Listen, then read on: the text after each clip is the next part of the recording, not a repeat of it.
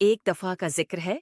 सरसब्ज पहाड़ियों से घरी हुई एक छोटी सी बस्ती में दो बहन भाई रहते थे, राफी और आयशा।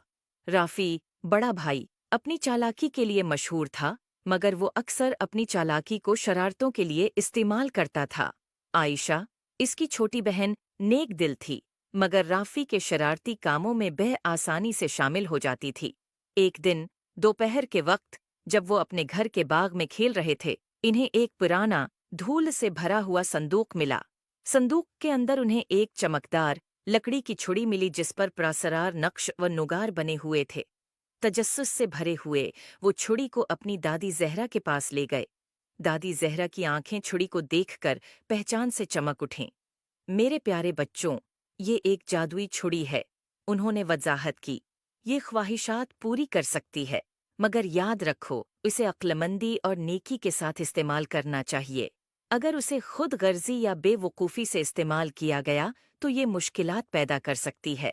जो दादी जहरा की वार्निंग को नज़रअंदाज करते हुए राफी ने फौरन एक बड़ी मिठाई के ढेर की ख्वाहिश की।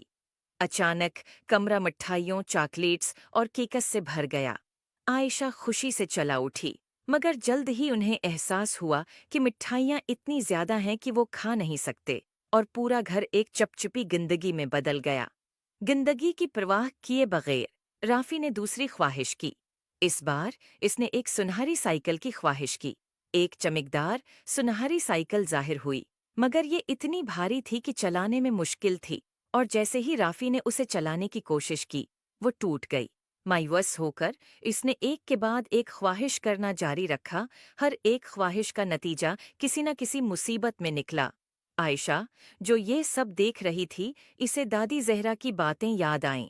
इसने नरमी से राफी से छुड़ी ले ली और कहा, चलो इसे अक्लमंदी से इस्तेमाल करने की कोशिश करें। राफी, शायद हमें ऐसी चीज की ख्वाहिश करनी चाहिए जो दूसरों की मदद करे। राफी ने हचकचाते हुए इत्तेफाक किया। आयशा ने अपनी आंखें बंद कीं और बस्ती के खशक कनवे को ताज़ा, साफ पानी से भरने की ख्वाहिश की।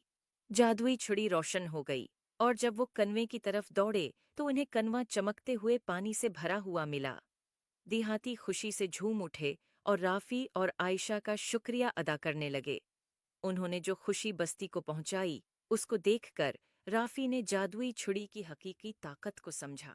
इसने अपनी पछली बेवकूफ़ियों के लिए आयशा और दादी जहरा से माजरत की।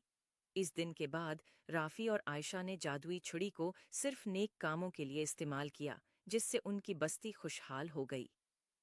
किसी नन्मा अखलाक, इस कहानी से सीखने को मिलता है कि ताकत और वसाइल को अक्लमंदी और नेकी के साथ इस्तेमाल करना चाहिए। खुद गर्जी या बेवकूफ़ाना अमल मुसीबत ला सकते हैं, मगर जब उन्हें दूसरों की मदद के लिए इस्तेमाल किया जाए तो वो खुशी और खुशहाली ला सकते हैं। उम्मीद है आपको स्टोरी पसंद आई होगी।